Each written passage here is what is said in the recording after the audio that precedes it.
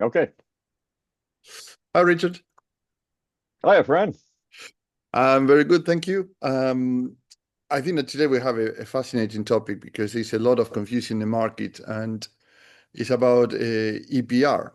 Um, Yeah. and we had a few meetings with people the past week, and also we been investigating and writing about this in the past 2 weeks too. And at the end, we have some conclusions that we're going to share with everybody because actually it's what it seems to be a big force in reality is something that is much simpler, and perhaps nobody's saying it in the way that we conclude what it really Yeah. is. So It's pretty simple, friend. I've yeah, seen a lot of concerns, especially in the SME, MME yeah, space, where they don't necessarily have dedicated, roles for compliance right, or for, dealing with more administrative overhead and stuff like that. I understand that it can seem intimidating. Yeah. mm, Especially to the customers. A new acronym, it's attached to fees. Holy cow, that kind of stuff. And it's at times like that that you often observe new siloed solutions and consulting services yeah, entering the market yeah, and taking advantage. Now, I understand that they're adding a solution, but yeah, I don't believe EPR is worthy of a silo, right. right? So Perhaps, perhaps some things would. But in this case, it's almost like I'm paying for an accounting system. I'm tracking all of my transactions every day, but I'm going to have a separate system to calculate my taxes. yeah, You know, yeah, that doesn't make sense, it shouldn't be a separate silo. right? Um, and people are thinking that EPR is hard. Yeah, Now, maybe at first blush, it looks pretty complicated, that kind of thing. I understand. I not only do I sympathize, but I empathize with dealing with new complexities like yeah. this, right? But you have a But phrase that I really like is how you eat an elephant is like one bite at a time. So I think that yeah, today we are going to do this. We are going to dissect what is CPR, where it belongs, and yeah, these are hopefully, these are separate sessions. This is a yeah, technical Tuesday session. This yeah, is more about system design and actual features and yeah, capabilities that need to be present or that are yeah. present in our product, right? So, well, let's start with the first question. Why people think that APR is so hard? And Well, it's because of, what I said earlier, yeah, because they're stuck in spreadsheets.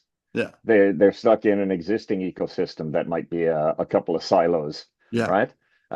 Or, they're the only products they've observed in the market are expensive consulting-led platforms that, yeah, where the platform is, you know, clearly a silo. It's clearly an opportunity to sell consulting hours, right, implementing it, constant data exchange, right? It's like adding an additional tax in yeah, addition to the government tax, right? But EPR is just structured metadata, right? With some transactional usage. It's just packaging. Yeah. yeah, If you've already built a resource management environment that can handle packaging, yeah. then all the rest is actually quite easy. Right. So thinking into this resource management, so where it belongs then EPR inside a platform. So Yeah. or is Well, or certainly, you mentioned something external tools that we have today, but now if you see already you have a platform where it belongs. yeah. Well, certainly it's not even worthy of having its own module. It's not a All right. module. It's just an attribute feature, right? EPR belongs inside resource management. Hmm. Packaging is just another trackable resource, whether it's purchased, consumed, disposed, or shipped. Yeah. That's already Trinity's domain. We've already got, robust resource management with attributes and master data that can Yeah. handle packaging. Yeah. Right. So most companies now start to see, okay, we need to buy something different or subscribe to a new platform or buy consultants. So what is really the technical challenge then the most companies have, particularly SMEs and MMEs in the Yeah. market today? Well, it's not that they don't understand that packaging Right. maps to usage.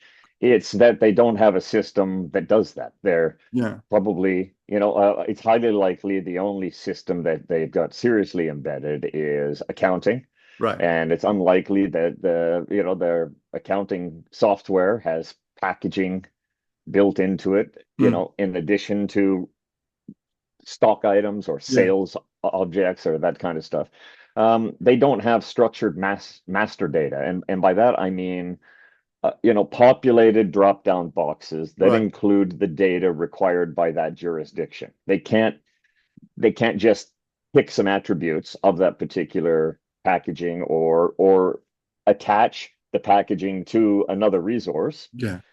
easily, right? Right. And so if they already have some silos and then they have an accounting system, they're going to look at that stuff. It's unlikely that they've got anything that will handle easily Yeah. and very naturally EPR. And so they have to get into the whole rigmarole to figure out how to map the packaging to their existing, Right. usage of resources, right?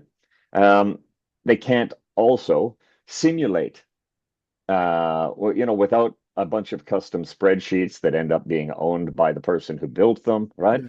They can't simulate fees or prove, and this is an important one, prove recyclability, Right. prove disposal, prove quantities, right?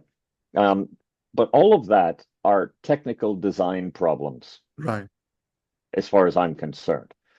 They're not an ESG issue. They're not a compliance challenge. The Yeah. compliance challenge comes in, when you don't have anything, right? If you Right. don't have anything, you've got to hit these compliance reports and you don't have any source of truth data, Yeah. it can result in a compliance problem. Yeah. But the real problem is technical, and Right. and it calls out for a technical solution. And you mentioned, speaking about technical solution, you mentioned also about it doesn't require anything that outside the platform. Like so in Trinity, you say how Trinity solve this without extra modules or bolts in on in the platforms if you already have it. Like today's Well, perception is that you had to buy it's something it, new. it's pretty simple. Yeah. We've extended our existing resource Right. object. Now, in Trinity, a resource is any consumable or producible, sellable, virtual or physical thing, Yeah. right? It's intended for consumption. You would Right. typically purchase something, but within there is a bunch of smaller, not so simple concepts. For instance, a kit, right? Say Yeah. you purchase components, you put them together into a combination that's called Yeah. a kit. Yeah. Now, a kit can be composed, a kit can be broken Right. into its component parts. Okay, that's Yeah. a kit in resource management, Yeah. right? Packaging is basically like that. It has a recipe, a bill of materials, right? Yeah. That define what goes into each SKU. That's the Right. meaningful stuff from a compliance perspective, right? Yeah. And then everything flows through order. So look, it's important to understand that there's various ways that you may need to address packaging and where Yeah. you may need a packaging recipe. Yeah. It could be that you're an importer who does resell. It Right. could be that you produce packaging.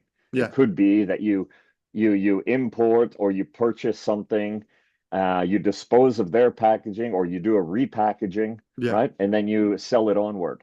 There's various different flows that can exist there. Right. But the concept of a packaging recipe, a bill of materials along Yeah. with compliance attributes is consistent throughout.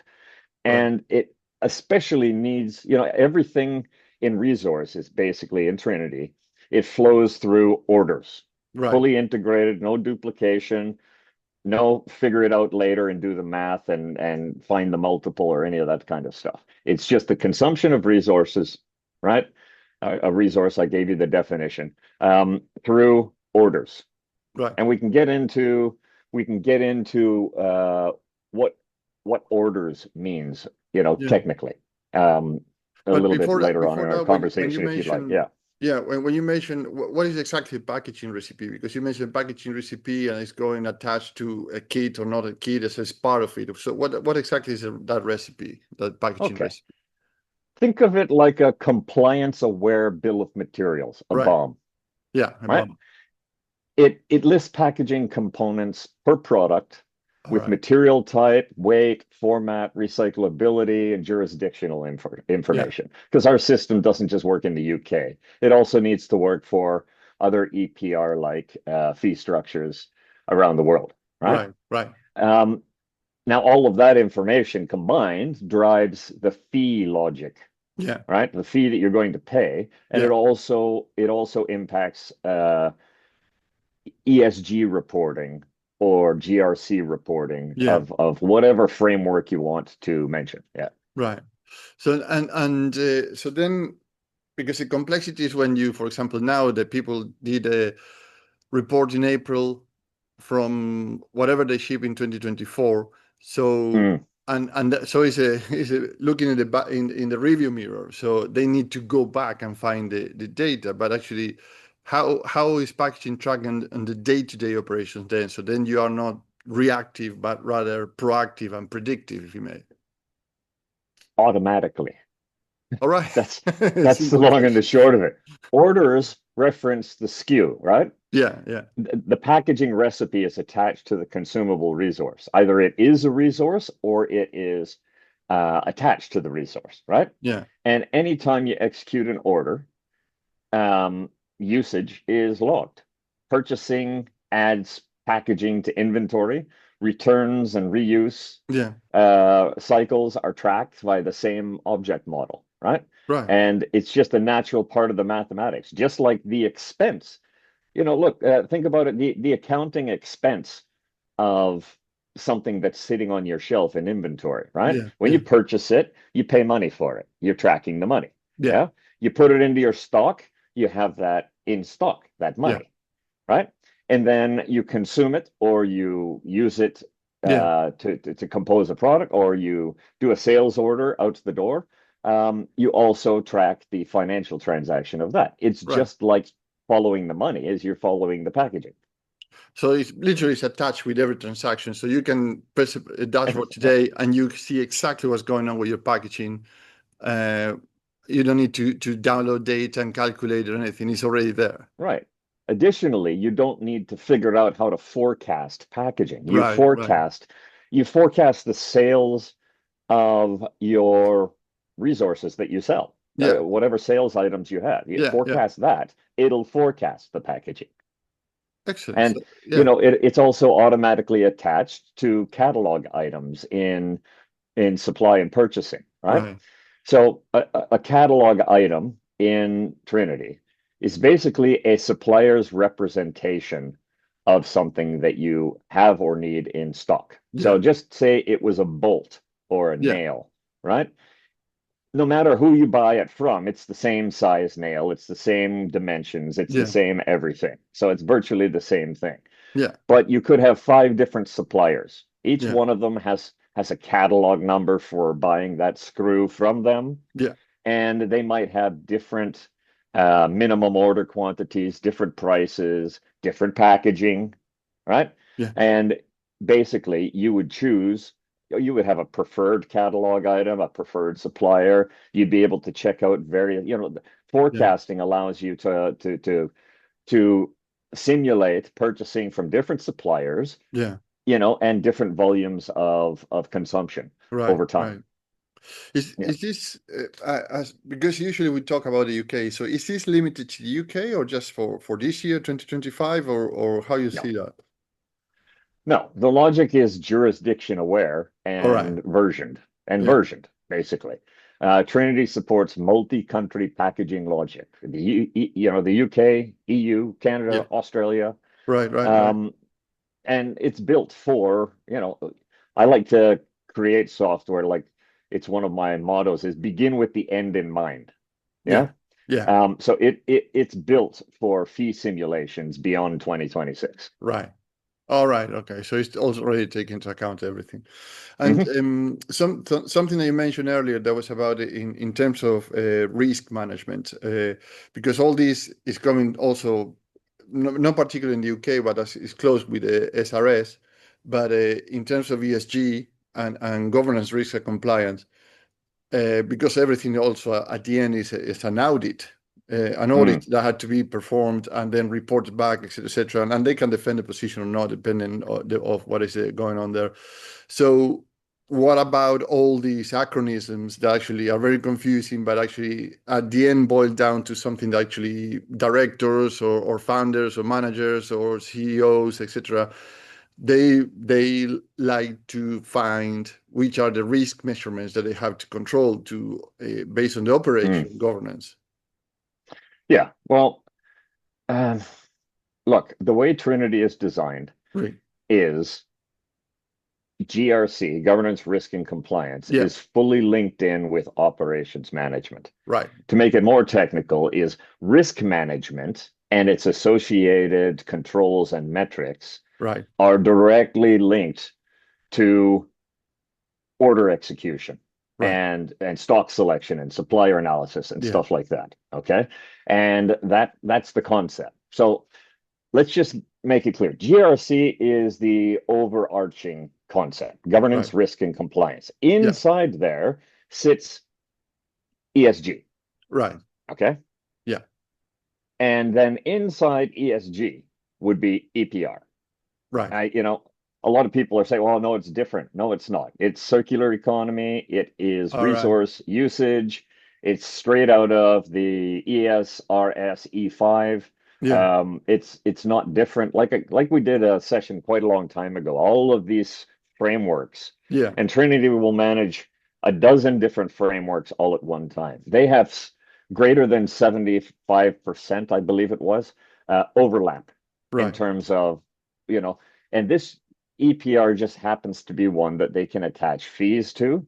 Yeah. I actually like the idea that the producer takes responsibility for putting certain things into into households, Yeah. right? Yeah.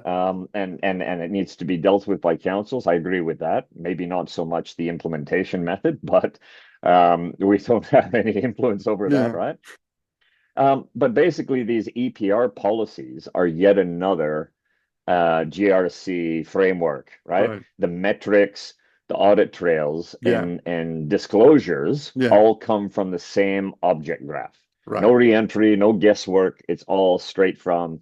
Yeah, you want basically the way you operate Yeah. to be based on strategies that are intended Yeah. to manage risk.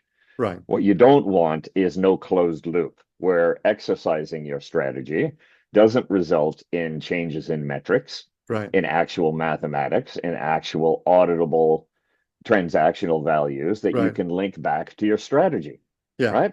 Yeah. If you don't close that loop, there was no point having a meeting. Yeah. It's pretty simple, right? Right.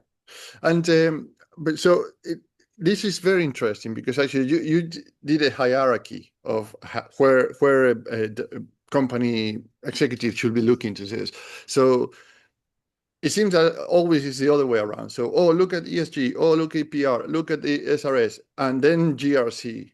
Let's Uh, just call it is it's all just risk management. Yeah. There is a new fee structure, and that's resource management. Yeah. It's resource management reporting. It's Right. that simple. Everything else, ESG, GRC, let's just stick to calling it risk management. Right. It's just those other acronyms, they drive the framework, right? That's Right. just the Right. framework that came Yeah. out by somebody, and that's basically informing you on what risks Yeah. that you should be managing, Right. right? And then comes the risk management. Yeah. Yeah. So there is something I mentioned at the beginning also I like to highlight because actually it's two things. One, having this hierarchy where the management team already know that they manage by governance, risk, and compliance from the operations. So the platform actually is helping to consume, if you may, or to be compliant with all these acronyms that are coming into the market, new, old, or rehashed. So then having these two endpoints, so a platform or the bottom line, which is a platform, which is Trinity, that manage everything the operational side, and then you manage as a director the governance, risk, and compliance, and everything in the middle. So how much consulting effort then Trinity removes from this? Because then you don't have to guesswork a lot of things or try to look into many things outside your organization, because already the platform is providing that. Look, well, we know how I feel about building expertise Yeah, into the technology right. solution. I'm not saying there's never a need for expertise Yeah, consulting, no. okay? Yeah, But it's kind of like if you took a box of manual receipts, a shoebox, yeah. and you went to an accountant and said, "Here, can you please do my accounting?" Right? Yeah, right. Um, well, look, they're going to charge you for every hour it takes for them to go through all of your receipts, Yeah, in addition to doing your financial reports. And it's unlikely that they're going to say, "No, I'm not interested because all you brought me was more man hours that I can bill for." yeah, Right? But that is not an efficient use of consulting expertise. right. Yeah. The last time I did a calculation on it, uh, just the design, the master data, and the simplifications that's in Trinity replaces about 90%. Right.